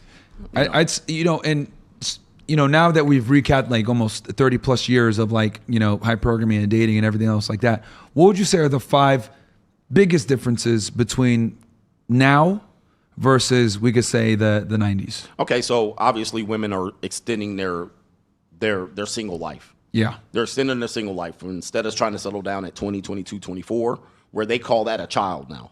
Yeah. They call that if a you child. try to tell a girl you should be married at 24, they look at me like I'm crazy They're when we're on the "What? show, bro. I'm dumb. My brain stem ain't developed in my frontal lobe. They'll come up with every reason. Versus in the 90s, you're 24, they're laughing at you. They're like, hey, you better pick somebody because it ain't nothing but duds left out here. So I think they've extended their dating life out till 30s, some even 40s. So shame has been removed as the second one. Yep. So there's no more shame. You can't shame them anything, and if you do, they just say you're shaming me. I would say women openly dating monetarily.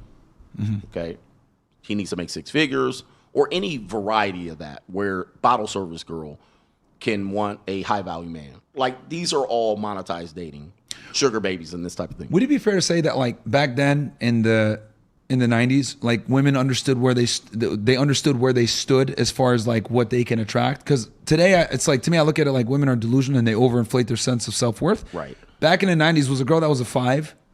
She knew, Understood that she was a 5 and like, damn, this guy might be out of my league. Because, bro, there's girls here that are 5s and they think that they deserve a dude that's a 10. but you know why? What? Because the 10 will fuck them. Gotcha. They've hooked up with him already. Yeah. They've been Versus flown in the out by 90s, him. that might not have been a thing. Nah, because that guy was like, I ain't messing with her. And if he did, he'd be like, hey, just keep this on the low.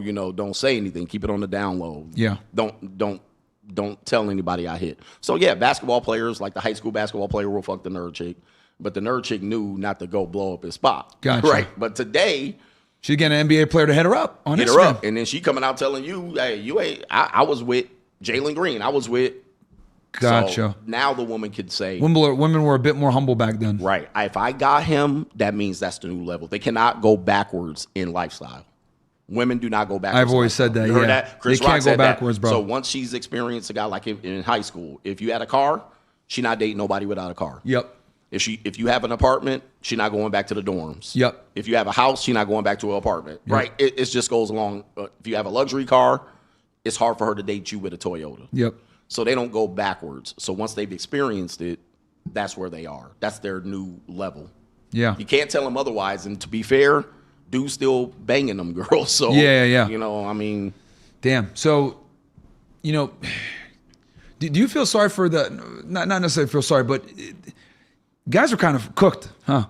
What do you see as the future? I mean, you've lived through multiple decades of this and seen literally the change, the evolution of the modern woman. Yeah. Where do you see things going from here? From what you've seen already. well, it's going to be hard. Well, marriage is cooked. So for the average guy, you cook. You're not going to be able to say, I have a blue collar job and I'm a good, faithful man. You're getting a Reform 304. That's what you're getting. So yeah, you're cooked. If you don't chase a bag and you ain't got a bag, I'm going to beat you. I'm going to beat you at 30, 40, 50, 60, and 70 in your 20. So average men, so average men are it's a wrap for y'all. Yeah, you better figure something out. You better go get a bag. You better. Dude, I've been saying that since 2020, bro. Like average men are cooked, bro. Cooked. So and I think that's the biggest red pill for men is that like they need like average is no longer good enough. Well, here's the thing though. They do have options, so they can travel, right? Guys will be like, hey, I'm only 5'5", I'm 5'7", I'm 5'8", and I'm like, well, you're a giant in Guam. You're tall in Honduras, right? You know what I mean? Like you're tall in Honduras, so go to Honduras. You're tall in Peru. Let me ask you this. We've seen an explosion in this passport bro thing. Yeah. Right? And I've always said, I'm not a passport bro, but I completely understand why it exists. Absolutely. Was being a passport bro even a thing in the fucking 90s? Yeah. Okay, so there were dudes that were passport bros even back then. White guys and people in the military. Okay. Fair. Okay, so these people knew because their father or they themselves were in the Vietnam War, Korean War. Okay. They went to Desert Storm. So military guys were the passport bros. Okay. Well, that's kind of more because of their job, right? Not like today where it's like, I'm just going to get a passport and travel because I hate the bitches here. Yeah, no. Okay. No. So they were passport bros kind of by default. Extension of their job. Yeah, they were there, they got and then they brought a Korean wife over. Gotcha. Right? That type of thing. Versus like now it's like they're just because like the women weren't that bad where they just needed to leave. But like now they are. Well, I'm going to tell you, interracial, like the things that we think are normal today were taboo 30 years ago. Mm-hmm. Black guy with a white girl. It's still taboo. They had a movie called Jungle Fever at that time. No way. Right? Yeah. With who was in Jungle Fever? Wesley Snipes and some Italian lady, right? So I haven't heard anyone use that term jungle fever in years, bro. Jungle Fever. So it's still taboo to interracially date. It's still like for black men to have economic prowess, it's like you got money and you're not a celebrity or a doctor. Today, you could be a black guy and be working tech and make $150,000. You can be economically solvent where you're not stuck in Jacksonville. So not only that, passports for a black man to travel internationally that was not in the military, right, is rare. Gotcha. You would just stay where you were. Yeah. And airline, for people to just be like, I'm going to fly somewhere, you had to have money to fly. Okay. So there was no Southwest. Wasn't as cheap. Yeah, it was not as cheap as it is now. No Spirit. What about passport women? Is that a thing? Yeah, it's been a thing. Women been getting their cheeks clapped in the islands. You know this, brother. You know they go down to the Caribbean. Speaking of which, we got a video to play here that demonstrates what passport women are dealing with nowadays, especially leaving America to find their dream man. Okay. If you don't mind, Travis. Now he's threatening to have my page deleted. So you guys want to know what happened to the Tulum guy? Well, let me tell you, we went on 4 dates. It went really well. First date, we went to dinner, which you guys saw. Then we went to a cenote and then dinner afterwards. Third date, we also went to dinner. And then fourth date, we went for coffee. I felt something was off when we went for coffee. I don't know what happened, but he basically ghosted me. Not basically, he did. So things were going super well. Conversation was amazing. Banter was so good. I think what happened, and like maybe not the case, but like again, I haven't spoken to him, so this is just what my take is on it, is that a friend of mine who's good friends with him was like, oh my God, he's amazing. He's not at all. She was like, he's healthy, masculine. And I was like, okay, very rare for Tulum. But even though he's not a F-boy, I think he just wanted to F, because he was very handsy. Like, I'm not against it, but it was very much of that nature, even though conversation and banter, like all of that was good, but we had a lot of sexual chemistry. So what is going on here, sir? There was a lot of sexual chemistry for sure, and there was a lot of sexual talk. And so I think that that's just what he wanted, and I'm looking for a relationship, so that's it. He might not be an F-boy, but it doesn't mean that he just is not DTF. People have needs, so maybe he just wanted to F and that was it. And then after that, just like off the face of the earth. So again, I don't have his take on it. This is just from my perspective, what I think happened. So that's it. No hard feelings. I mean, it has to be mutual. But yeah, I would have just appreciated the conversation considering he was older as well. I just would have expected that out of respect for me and just like be open, be honest. I'm a big girl, I can take it. I'm looking for a relationship whenever that happens. I'm not searching for it, but the next thing that I get into, I want to get into a relationship. I don't want to just be hooking up with someone. So that's it. Search for love continues. Clearly Montreal didn't work out. Bro, that nigga left because she talks too much. Right. The fuck, man. Her mouth is moving, but it ain't moving importantly for what he wants. Yeah, he's like, I'm not here for this. So apparently she went to Tulum to find love. She went to other countries before that, didn't work out. And the guy that she met was an older guy, ghosted her after 4 dates. But here's the thing. I got to know, did he smash or not? I think he did. She's saying he didn't, but I know he did. Yeah, I think he did. Well, it could also be he didn't smash and he said, fuck this bitch. Yeah, left her there. True. Could be. She said he was very handsy, but you know what I'm saying? Listen. Yeah, because I didn't hear all of it. Like Because my thing is like she's annoying, and then if he didn't smash it, I could see why he fucking left. Because Right. this is annoying. But with these stories, they always point it towards them looking good. Of so course. him smashing will make her look No, bad. he's annoying. I could tell right now Yeah. that she's annoying, bro. So Like, she after talks too 4 much. days of this, he had to have hit. Post nut clarity, he done with it, and she said he's not a fuck boy. Well, like I said, the market's monetized, so he don't have to be. I got tickets. You know what I mean? I'm gonna give you $1,500 when you get home, pure cash. She accepted it, but now she didn't get to capitalize. As I was saying, these women do it, and now what are they doing? She's probably 27, 30, whatever she. Now I want a relationship. Do you start with relationships going to Tulum? But in the monetized dating marketplace, you can start a relationship. Tulum is actually where everyone went during the pandemic too. It was the Right. only place that was open the whole time. Yep. So why would a woman want a relationship and start with a guy that takes her to Tulum? 100%. But you know what's crazy? She left America, right? Right. To find guys. I guarantee that guy was American or Western though. Probably. These bitches ain't fucking Mexican Probably. niggas, bro. No, Hell it wasn't no. a Mexican guy. When a girl travels, like Well, she's could've been gonna Mexican. still have her hypergamy. Like if she go, like she'll go to Dubai, or if she does go to a poor country, it's gonna be someone that is like an American or No, someone. that was the guy Westernized. that had money. It wasn't Yeah. a. But as someone that travels yourself, like, why are women leaving America to find men now? Oh, also she said he's older. That's a code word that women use to say the guy has money. yeah. Yes. Older guy with Realized. money. Yes, Yeah, yeah, money. right. For sure. Like women will never say, "Oh, he's rich." Like when they're making a video, that'll Yeah. make them look bad. They'll say, "Oh, he's older and more mature." So it could have been He 45, got 50, money. 55. He had money. He had enough to take a woman to Tulum. But the question you asked Wait, he was- took her? That's what I heard. No, I think she met him there. Oh, she met him there. Yeah, Okay. randomly. Okay. Or- Yeah, that's Or what two I'm saying. friends. Like maybe he didn't. Maybe he didn't. Okay, I don't know. but why are you looking for a relationship? You be with somebody in Tulum. She an I mean, idiot. yeah, I mean, so Passport right, woman? exactly, yeah. Question Oh, mark. so that's what happened. So Yeah. she went there, Yeah. and the guy, tried to sweet talk her out of her pants. So she has a whole TikTok channel about traveling to find men. Literally. okay, so been she's to- a passport. Okay, passport got woman. it. Yeah. all right. That's rare though, bro. It's rare. Women Not for a relationship. No, she wants a relationship.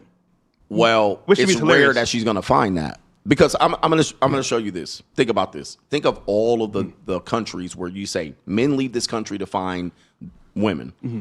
I have yet to hear any man say I'm going to America to find a woman. Hell no.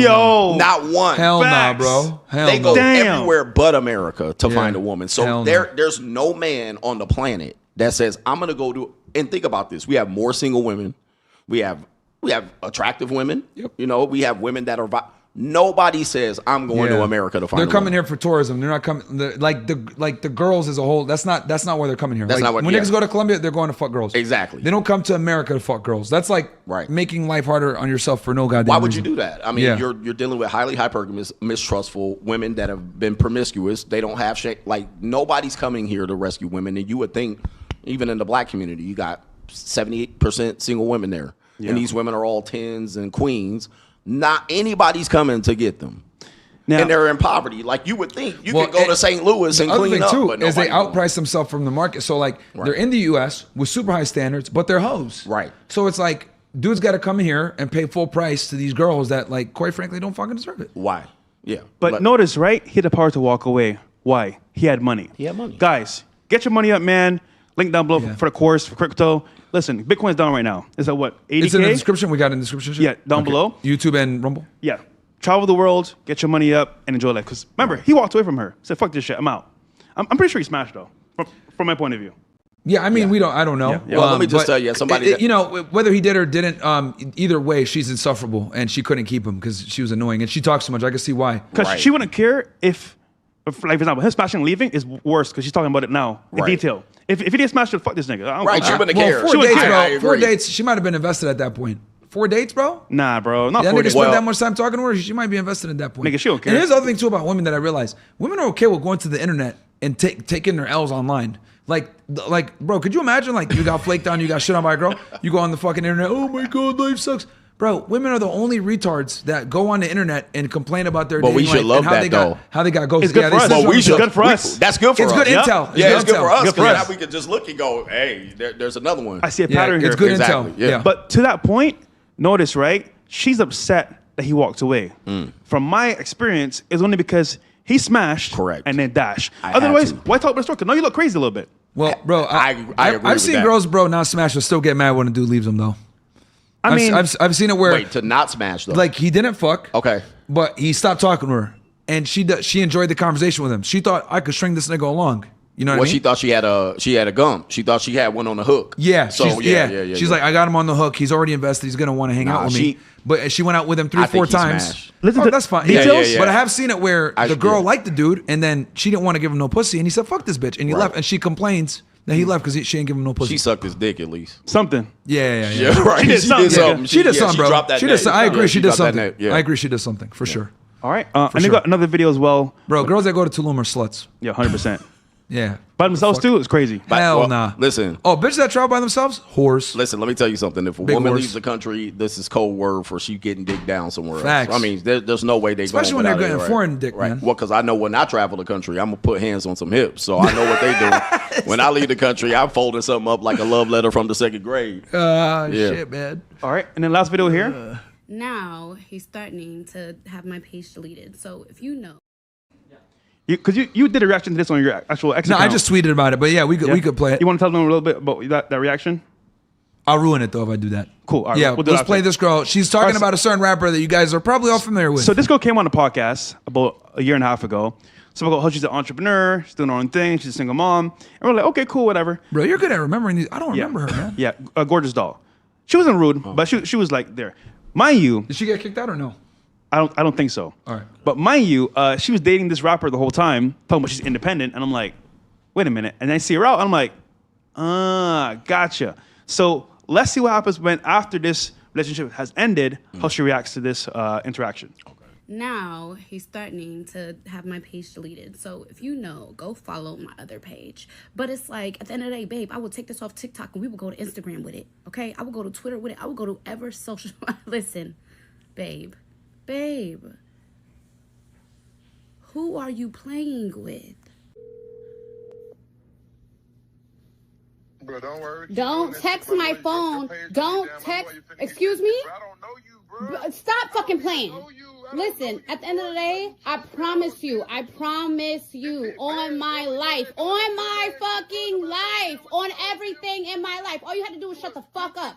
All you had to do, you keep on fucking playing with me over and over and over and over and over and over again. You're gonna fucking learn. I promise you. Because I'm gonna fucking teach you. I promise I'm going to teach you, bitch. Bro. So she calls Future, records this phone call without his consent, and I post it online because she exposed their relationship 5 years plus. Right. Relationship, you said, though. Yeah. Relationship. She called it a relationship. In quotations. Right. I'm Translation pretty sure. to just a side piece. Right. Yeah. He could afford her and keep her at bay. And she Because the Future even admitted that he'd be tricking. Yeah. Yeah. Oh, didn't he do that when he Kevin did the Samuels. Kevin Samuels shit? Yeah. Bro, I mean, all these all rappers. rappers trick. Oh, they all- NBA players. all of them, listen, bro. I people call it tricking, but I look at it differently. I call it just kind of lowering your liabilities because it's much cheaper. It's much cheaper to do what he's doing, and then I can keep a rotation. And then most of the time, an honest hoe wouldn't do this. Facts. Right? But this is a bad hoe.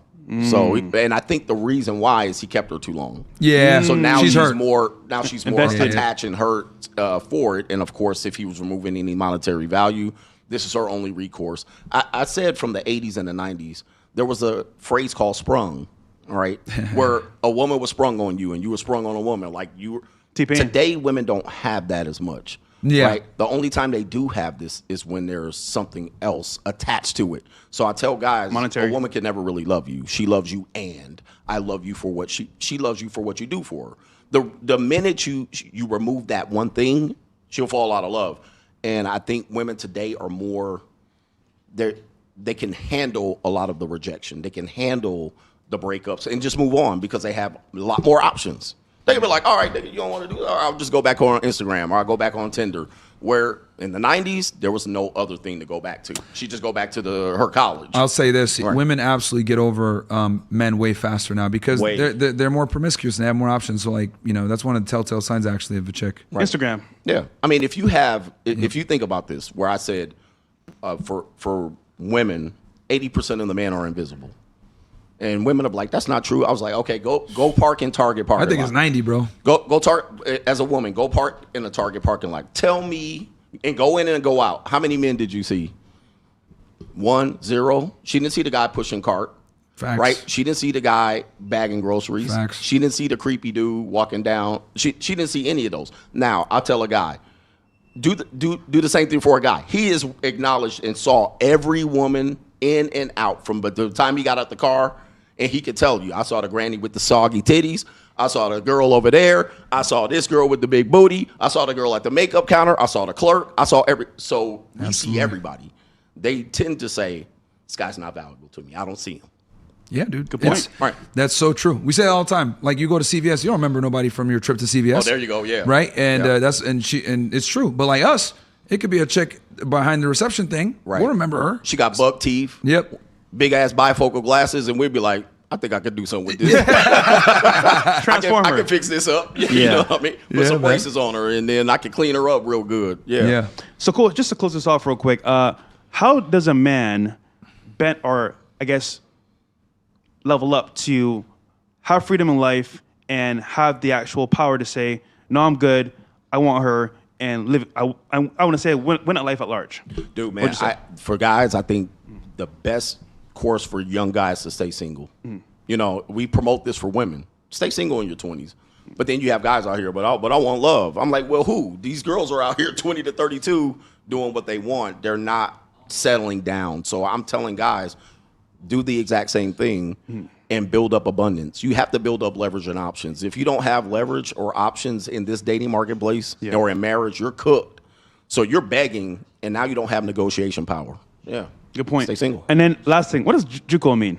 The JUCO, that's Yeah. the monetized dating marketplace. So Yeah. the JUCO initially when I said it, it was me going to a junior college. So I'm going down to younger women. Yeah. And then it evolved into the monetized dating marketplace. So it's a place for you to be able to lease your pleasures. Not buy, lease. Not buy. And then you can put it back on out there for somebody else to lease. Yes. So when guys say, man, y'all don't know how to spit game and talk to girls with just a mouthpiece. Right. Y'all are lacking.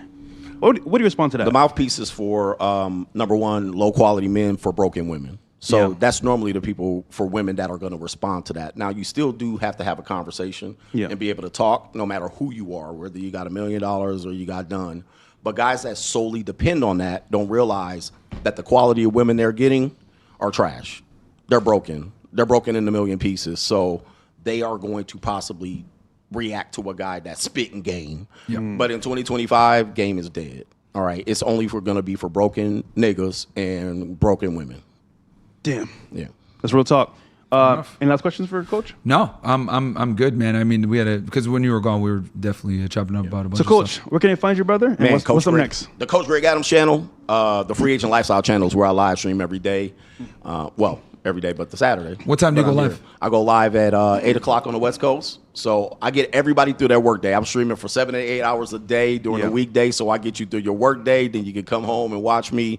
So Coach Greg Adams, the Free Agent Lifestyle channel. You can find me on Instagram. If you type in Coach Greg Adams, sometimes YouTube is fucking with me, man.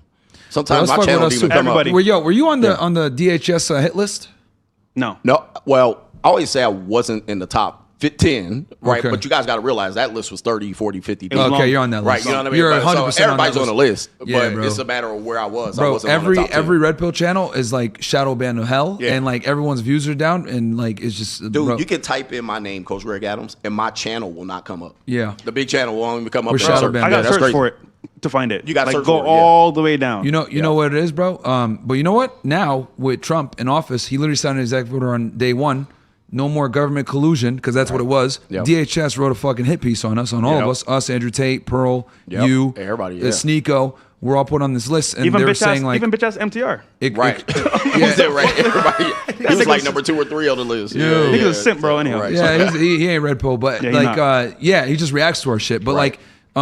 but yeah, bro, they put us on this hit list, and I've noticed that like a lot of them have taken like they've taken a nosedive as far as like views and shit because of shadow ban. So hopefully he changes that so we can get out here and get a conversation. Yeah, with bro, young men. because because the executive order was to prevent big tech from colluding from the government to suppress American citizens. Well, the government specifically, like you said, so that was a government, and we know about the Biden administration. They were going to certain platforms to say censor them. So that's an overreach. Yeah. And so if they're doing Hell that from the Homeland Security, that's an overreach and censorship. Yeah, Should not working be with big allowed. tech to censor U.S. citizens. That's unacceptable. Fuck that shit. W Trump, man. W Trump. Exactly. Let's get him bro. in. Yeah, so no, it's definitely the shadow ban. So we'll see what happens. But anyway, guys, you want to tell them what's coming up? Yeah, so we're gonna do a show with some girls, I believe, and then Coach will do something in the future as well in Miami. Yeah. Bring it back Oh, for yeah, sure. yeah. As soon as I get back from my world tour, you know. Yeah. I'm Actually, gonna go back. where you going, bro? If I'm you don't going London, Paris, Amsterdam next. When you I go- just came back from Yeah, Costa when are you going? Rica. We're gonna be in London soon. Yeah, when But you I going? think I'm before you. We're 'Cause I'm going to leaving April. in 2 weeks. Yeah, I'm leaving in 2 weeks. I want to see Coach on grilling, bro. That'd be hilarious. I'm on grilling with Cheyenne or We one of can- those we girls. can- yeah, we can ask him. Yeah, I got you. Yeah. We'll work on it. I guess this was a great show. Thank you for coming, Coach. Yeah, man. Thanks, man. Good to see y'all. Good talking Went points. back in time. Yeah, man. OG. Exactly. And we'll see you guys later. Later, guys.